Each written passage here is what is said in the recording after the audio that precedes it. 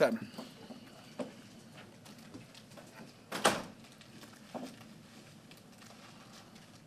Just to have a situation like this where you face an opponent twice in 3 weeks, or twice in 2 weeks, I should say.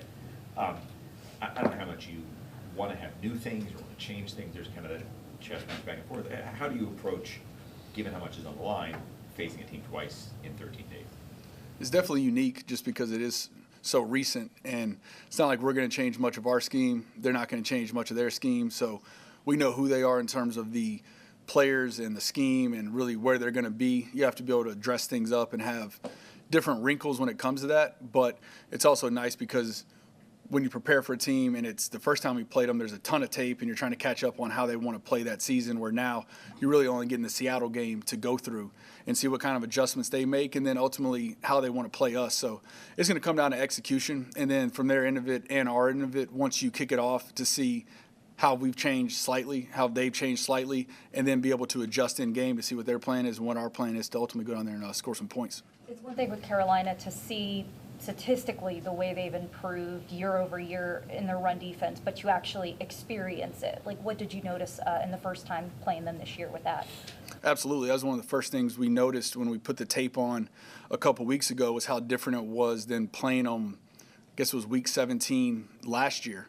And being able to have 95 and 94 in the middle, those guys are hard to move, whether it's in the run game or the pass game. So they do an unbelievable job. And then getting Merrick in free agency, he plays a hybrid linebacker, nickel, safety role, and he is very physical, and he sets edges in the run game. So those are the ones that stick out on tape in terms of how much they've improved. And then you deal with two corners in Horn and two where they also set the edge. So these guys are really good in space and tackling. They're very physical in terms of DBs compared to a lot of the teams we play. So they pose a lot of problems when it comes to that.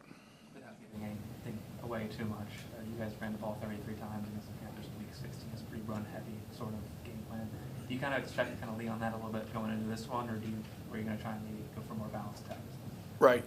Really, with every week we play, we want to try to establish the run early.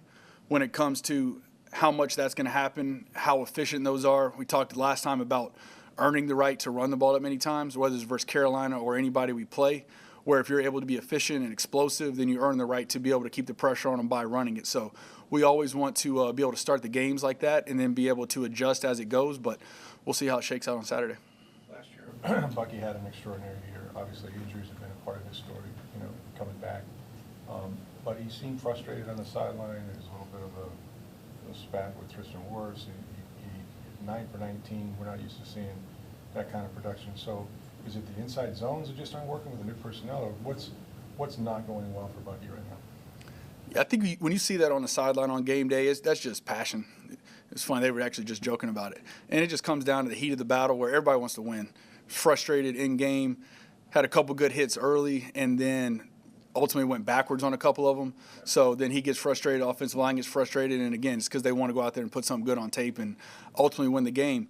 But yeah, he's been through battles this year, and there's been explosive plays, and then there's some where it could be a small detail of being more efficient when it comes to that. I can help him out with some of the scheme. We can block it better at times in terms of executing what's there.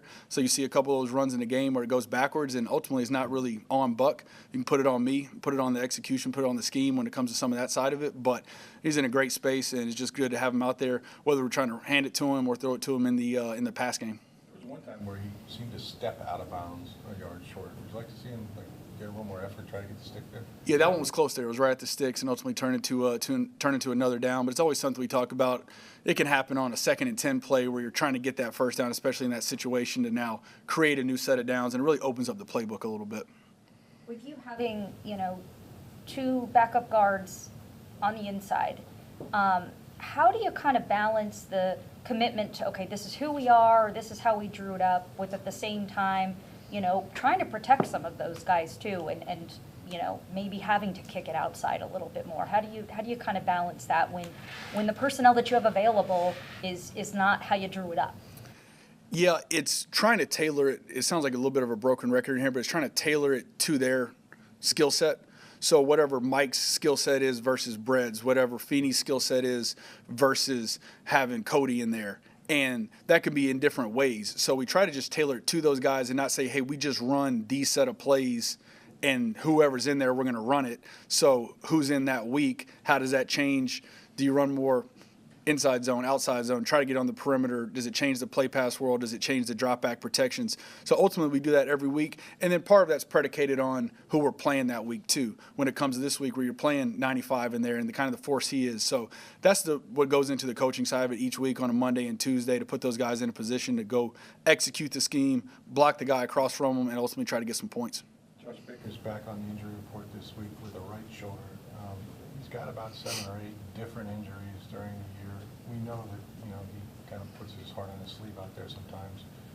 But do you see him wearing down at the end of the season because of the way he plays? And has that affected him in these games where he's had more interceptions down the stretch here? I wouldn't necessarily put it on a couple of the interceptions as of late.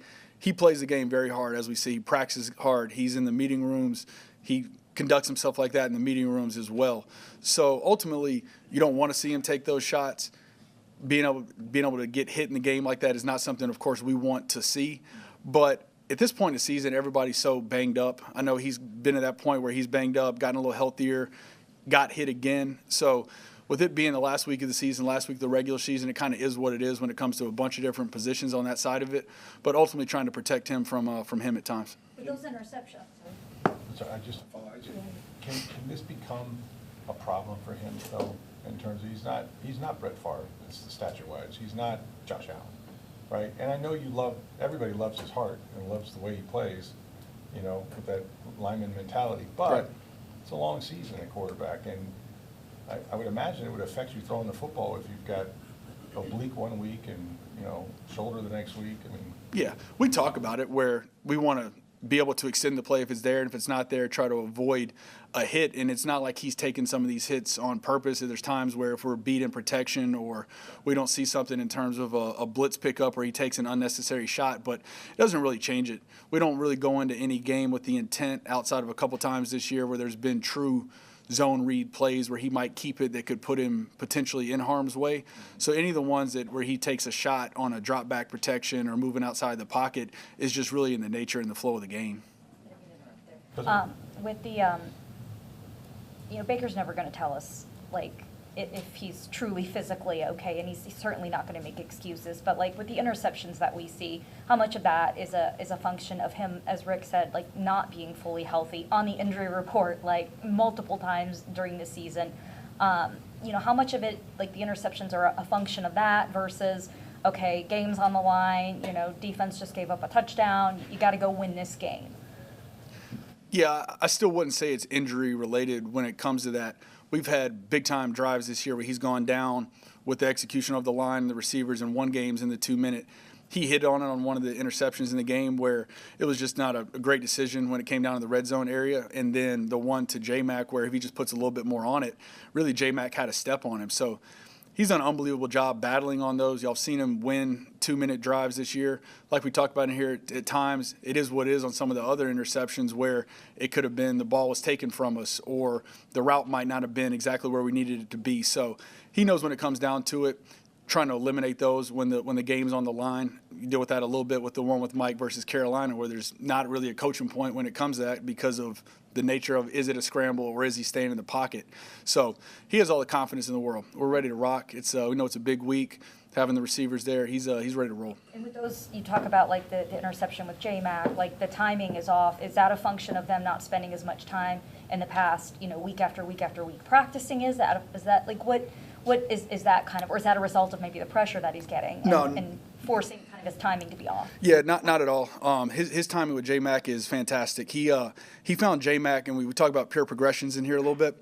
To start the game, the 1 and 2 read were not open on a couple of those concepts, and J-Mac is really 3rd and 4th in the progression where he's going right across the board and throwing it to J-Mac and have really 2 big-time conversions, or whether it's 2nd down or 3rd down, to continue those drives to get 7 points.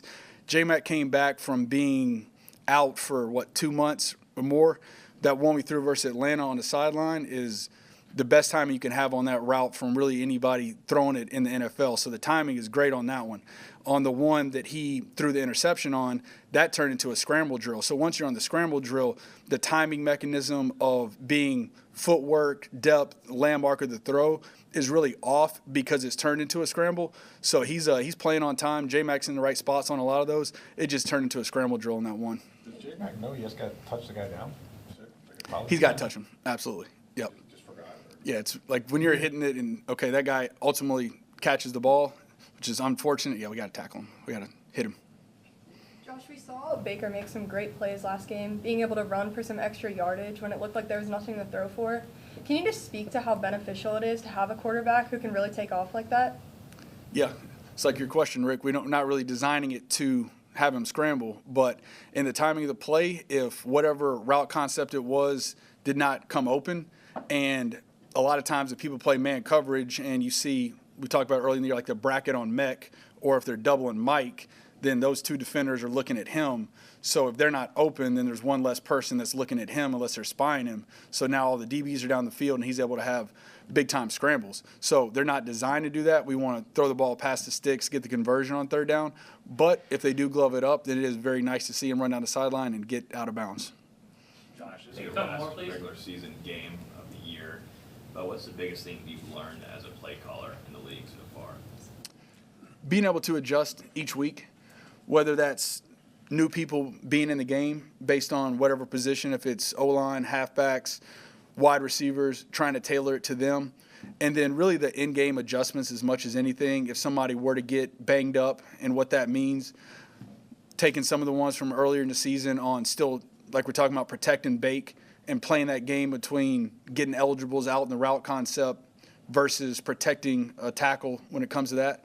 So it's been fun. It's been different each week. It's definitely different in game. You can never replicate the game speed and how fast things happen and how much you need to adjust. But got a great staff and players around me, so that has made my job a little bit easier because they speak the same language. They know we're trying to get out of it. On the sack fumble at the end of the game, it's one-on-one with your left tackle. Is this just one where he's just going to have to hold up, or could you have, knowing that you know it's a pass rush situation, it's going to be a tough matchup right there? Yeah, I thought Chooks played well versus him for the vast majority of the game, and that's the exact question right there. If you have someone that's chipping, which is normally Cade, then he's not out in the route, so there's now more people covering your eligibles. If you get him out, then you are one-on-one with the tackle, and Chubb, hell of a player. Unfortunately, he got those sacks right there. But like I said, for Chooks' second game and what he was able to do really versus Chase Young and then go out there versus another premier rusher is very impressive for a undrafted rookie. What can you say about Rashad White? I feel like he's been more of a productive back as of late. Definitely when Bucky was down, but just his season overall, your thoughts on him? I thought he's played well, and definitely having the adjustments on when Buck was out and then he comes back in, the carries up, carries down.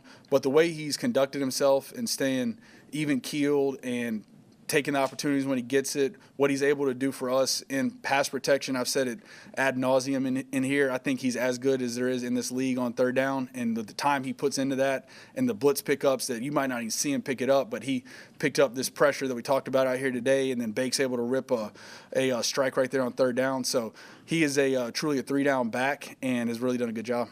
Josh, just to kind of sum up everything regarding Baker Mayfield, like, how do you help him put it all together? Because there were some pieces last game where it went right. He completed 75% of his passes. He got J-Mac and Godwin going. But just a couple of plays are the difference between winning and losing there. Yeah, I think that it's on all of us, on the whole offense, where he's doing that because we're down 10 points in the fourth quarter with 8 minutes left, where if we can run it better. I thought we had some good runs early on, and then they kind of dried up a little bit, where if we can continue to put the pressure on the defense to be able to run it, to stay balanced, to have some of those third down conversions that turn into points, that way that's not a 2-minute drive. That way the 2-minute drive before the half is turned into 3 points and we're not down 10, so that we can put all that together. That way ultimately it's a team game, and being able to run it, throw it, keep them balanced, keep the score where we want to be, and then ultimately get a lead in a couple of these games, and then be able to run the rock out. Appreciate it. Take care.